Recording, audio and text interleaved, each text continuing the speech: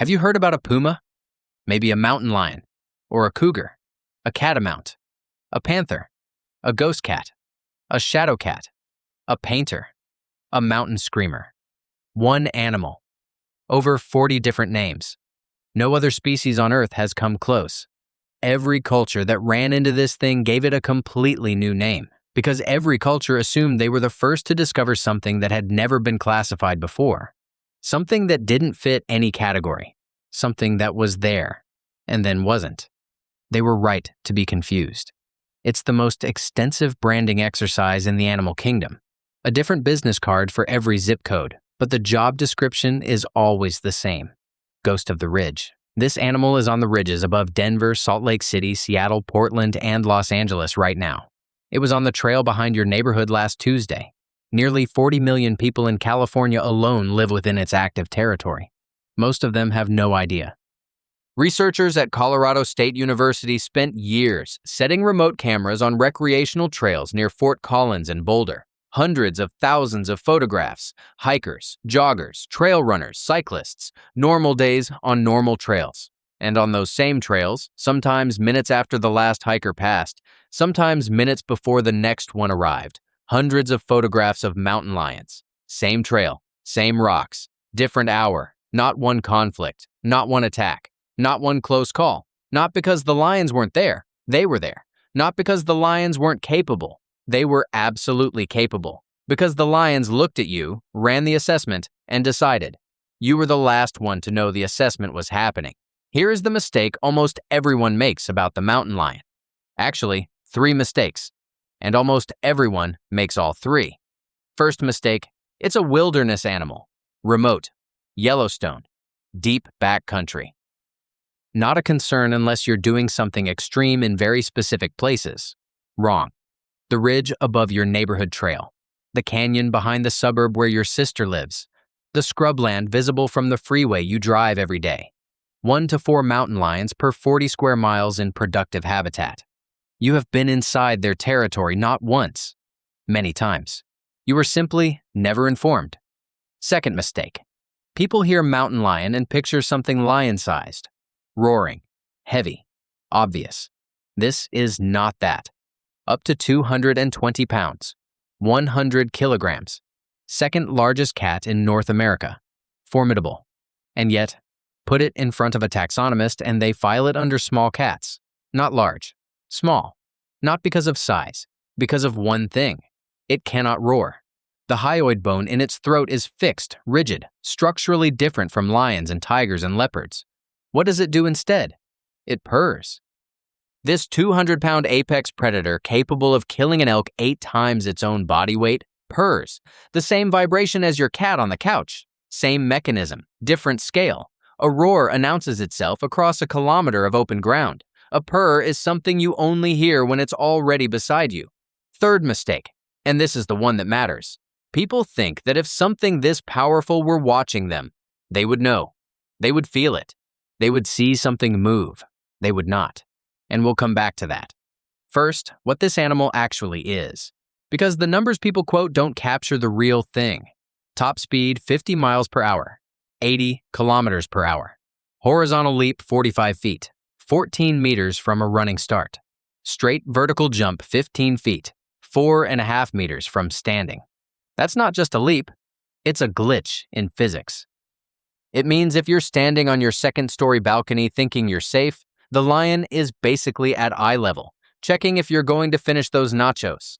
The hind legs are disproportionately longer than the front legs. Not slightly, noticeably. The whole body is angled backward, weight resting toward the rear. It looks like something permanently on the edge of launching. That's because it is. But here's the thing most people miss entirely. Picture what it's like to be inside that body. Every muscle in the hindquarters is constantly at partial tension. Not relaxed, not fully contracted, loaded, like a spring that's been compressed and latched. This is not effort for the mountain lion. This is just how it exists. Resting, walking, watching, the launch mechanism is always primed. A fully relaxed mountain lion does not exist. There is only loaded and released. Your Wednesday morning jog is its resting state. Now, the senses. And this is where it starts to get uncomfortable. Night vision 6 to 8 times better than yours. Not enhanced, categorically different. The tapetum lucidum, a reflective layer behind the retina, catches light that passes through the photoreceptors and bounces it back through them a second time. Every photon does double duty. At 2 in the morning, on a trail with no moonlight, in the kind of darkness where you're genuinely navigating by memory, the mountain lion sees you the way you see at noon. You know that hour just after sunset when you can't quite see but you don't want to turn on your headlamp yet? That is full daylight for this animal. 285 degrees of visual field versus your 210. While you're looking at the trail in front of you, it already has your left side, your right side, and part of your back. Smell, 30 times more sensitive than yours. In cool, dry mountain air, it reads the direction you came from, approximately when and what you ate. Broccoli? It already knew. 2 miles ago. And honestly, it's judging your life choices. Next time, pack something better. Don't disappoint the nose. By the time you step onto the trail, the animal already knows you're coming. Not guesses. Knows. Now, the hunt. Because this is what the body is built for. The mountain lion does not chase prey. It is not designed for pursuit. It is designed for one event, one moment of release. It stalks to within 20 to 30 feet, 6 to 9 meters. Not 100, not 50. 20 to 30 feet, the distance from where you're sitting to the nearest wall. To get there, it does something that should not be possible for a 200-pound animal. It slows, completely. Heart rate drops. Breathing becomes almost imperceptible. Body heat is managed, suppressed, contained. Each step, and there may be dozens of them over the course of an hour, is placed with deliberate care. Weight shifts forward, onto one paw. Tests the surface for sound. Commits only when certain. An animal that can sprint to 80 kilometers per hour moves in these moments at the pace of a minute hand on a clock. You do not hear it. You do not feel it. And then it decides. 30 feet. 1.5 seconds at full speed. You cannot raise your arms in 1.5 seconds. You cannot turn around. You cannot click a safety on a rifle. Cannot finish saying a word. Cannot even register what the sound behind you was before the sound is no longer relevant. The kill mechanism is a precise bite, base of the skull to sever the spinal cord, or a throat clamp to collapse the airway. The prey dies in seconds, not from blood loss, because the machine reached the switch. This is not an attack. It is a mechanical sequence with a very short timeline. Now, here is the thing that should genuinely change how you think about every trail you've ever hiked. That animal, with 6 times night vision, with the 30-foot sprint, with the spinal cord bite, is choosing, constantly, not to use it. You were data. Weight, pace, direction, group size, stress level detectable in sweat chemistry, what you had for lunch. All of it processed in the time it took you to walk past a particular boulder. Assessment complete. Threat level, tourist. High stress, low cardio, smells like cheap deodorant. Not worth the calories. Have a nice hike. It let you go. In 2024, researchers from UC Davis published a 7-year study on 22 mountain lions in the Los Angeles area. GPS collars, accelerometers, continuous tracking. The finding: lions in the highest traffic areas were adding an extra hour of rest during daylight hours, shifting their entire schedule around human recreation patterns, not fleeing, not leaving, scheduling. They are the ultimate introverts of the animal kingdom, checking the human traffic on the trails the same way you check Google Maps to avoid rush hour. A group of hikers with Bluetooth speakers? I'll take my nap now and come out when the vibe improves. The most nocturnal lion in the entire study was an animal called P22. He lived in the most intensely human environment of any lion they tracked. And his story, you need to hear it properly. P22 was born around 2010 in the Santa Monica Mountains west of Los Angeles. Normal beginning. Normal territory. At some point, biologists believe sometime in late 2011 or early 2012, he ran out of space. Picture what that means from inside the animal. You are a mountain lion. Your world is smell and sound and territory. Your instincts say, expand. Find a range. 100 square miles. That's what a male needs.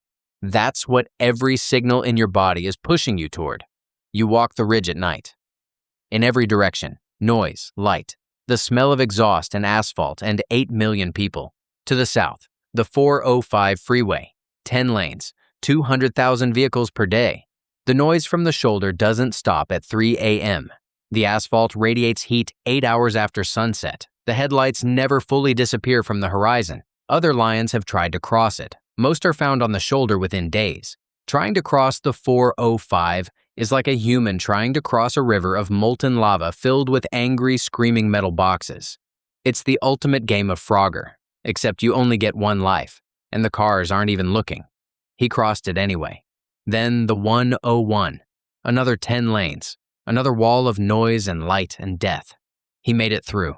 He arrived in Griffith Park, 4,300 acres, surrounded on every side by the city, the Hollywood sign on the ridge, film studios to the south, the 5 freeway to the east, 10 million annual park visitors.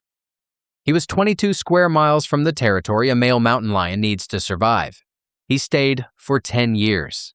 He adapted in ways that biologists are still documenting. He walked only at night. He learned the park's geography the way you learn a small apartment. Every corner, every sightline, every place where 2 trails intersect. He avoided the places where people gathered. He was documented hundreds of times on camera traps, always moving, always alone, always at hours when the trails were empty. In December 2013, a photographer spent months setting cameras specifically to capture him. One night, P22 walked past one camera at a specific angle, at a specific hour. Behind him, slightly out of focus, the Hollywood sign. That photograph ran on the cover of National Geographic, a ghost cat under the most famous sign in the world. He had no idea. He was just doing his rounds. In 2014, rangers noticed he looked wrong, fur missing in patches, skin raw and irritated. They captured him, ran blood tests. Brodifacoum, an anticoagulant compound, the active ingredient in most commercial rat poison. A box costs about $5 at any hardware store. Homeowners in the Hollywood Hills use it to deal with mice. The poison works by destroying the blood's ability to clot. The rat eats it, staggers off, dies. A deer grazes near where the rat was. The toxin accumulates in the deer's liver. P22 eats the deer. The Brodifacoum builds up in his system. A $5 box from a hardware store shelf was quietly dismantling the blood chemistry of the most famous wild animal in California. Not a hunter, not a poacher, not a rival predator. A homeowner under the sink dealing with mice, never thinking past the parking lot. They treated him. He recovered. He went back to the park. He continued his rounds, year after year, in the dark, around his too small territory, scheduling around the millions of people who never knew he was there. His last year was difficult. The accumulated damage from years of rodenticide exposure, kidney disease developing quietly, the stress load of a mountain lion living in 22 square miles for a decade, never leaving, hearing the freeway from every point in his range. In December 2022, he was struck by a vehicle in the Hollywood Hills. Internal injuries compounding the kidney disease. Infections. They made the decision on December 17th. He was euthanized in the Santa Monica Mountains, the place he was born, 12 years later. Los Angeles grieved a mountain lion. Here is what nobody wants to sit with. The 405 and the 101 were built to connect things, to move people, infrastructure, progress. And in doing so, quietly, without intention, without malice, they drew a wall around the last mountain lion population in Southern California and sealed it. The lions inside cannot leave. New males cannot enter. The gene pool is folding in on itself. Inbreeding confirmed by genetic analysis. Fratricide documented. Males killing their brothers. Patricide. The behavior of a population that has run out of room and out of options. An animal with the largest natural range of any wild land mammal in the Western Hemisphere. From the Yukon to Patagonia, 12,000 kilometers, trapped inside the boundary of a city's freeway system. P22's death triggered something. It changed California law. It accelerated the construction of the Wallace-Annenberg Wildlife Crossing, an $87 million bridge over the 101 freeway, specifically designed so mountain lions can move between the Santa Monica Mountains and the Simi Hills. So, the next male doesn't have to cross 10 lanes of traffic alone in the dark. One lion lived 10 years in the wrong place and died there. His death may save the population he came from. Now, the part about danger to humans, and the numbers will not be what you expect. Confirmed human deaths from mountain lion attacks in approximately 150 years across the United States and Canada, 29. Less than 1 per year on average. A vending machine is statistically more dangerous. A cow is more dangerous. A deer, because of vehicle collisions, kills roughly 200 Americans every year. But the mechanism matters, because mountain lions do not decide to attack based on species. They decide based on 2 variables, size and movement. Running is the trigger. The moment a human runs, a neural sequence activates faster than conscious thought that corresponds to chase, catch, kill. Not aggression, not anger. Running is the universal signal in the language every predator on Earth reads that something is prey and it is attempting to escape. You changed what you were. The mechanism doesn't ask questions. Here is the scenario. You are a trail runner in the Colorado foothills. An attack comes from behind. A juvenile male, emaciated, badly underweight, making a desperate calculation. He has your wrist. You go down into a gully. What follows is more than 20 feet of rough terrain. A stick jammed into bone, rocks, your hands, your boots, until the calculation on the other side stops adding up. You make it to the trailhead. This is the outcome when you fight back. Here is what makes the alternative so serious. There is no hospital at the trailhead, no ambulance on the fire road, no surgeon in the canyon. A wound to the femoral artery kills in 2 to 3 minutes, not hours, minutes, and there is no tourniquet in your pocket and no one coming. A wound that takes 30 minutes to treat in an emergency room kills you in the wilderness before you finish deciding what to do. So here is what works. Do not run. This is not the most important rule. It is the only rule that matters above all others. Running changes what you are in the language this animal speaks. Do not change it. Make yourself appear large. Open your jacket. Raise your arms. Take up space. You are trying to fail the prey size assessment. Hold eye contact. A mountain lion reads direct eye contact as a signal from another predator. Look away, and you look like food. Speak in a low, firm voice, not screaming. Screaming is a prey sound. A low voice says, "This thing is not afraid. Back away slowly. Never turn around. Face the animal and create distance 1 step at a time. If it attacks, fight back with everything. Rocks, sticks, your bike frame, your boots, your fists. People have killed mountain lions barehanded. The ones that attack are almost always nutritionally compromised subadults making a desperate bet. Disrupt the bet. Make the cost higher than the benefit. One more thing. If you find a deer carcass on a trail covered with leaves, debris, pine needles, clearly dragged and cached, leave immediately. Don't look around. Walk away. You're standing at someone's dinner table. The host hasn't left. Now, the population of mountain lions in America today is somewhere between 20,000 and 30,000 animals. In the Santa Monica Mountains, fewer than a dozen, genetically compromised, running out of time. The bridge may save them if it's finished before the inbreeding damage becomes irreversible. Biologists believe it's possible. They are not certain. Everywhere else, in Colorado, in the Cascades, in the Sierra Nevada, in the ranges above every western city, the lions are doing what they have always done, walking their territories at night, assessing everything that moves through their space, making decisions. They made a decision about you. Last time you were in the mountains, maybe last month, maybe last summer. You were on the trail, and the assessment happened, and you were cleared, and you walked out of the park and drove home and never knew. And now you know what those 40 names actually mean. Puma, mountain lion, cougar, catamount, ghost cat, shadow cat, painter, mountain screamer.